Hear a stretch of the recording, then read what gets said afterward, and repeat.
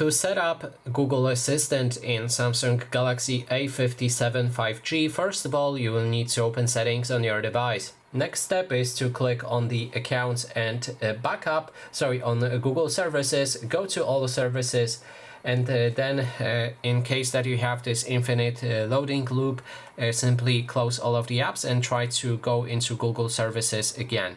Now it should work fine. If we click on it, it should load normally.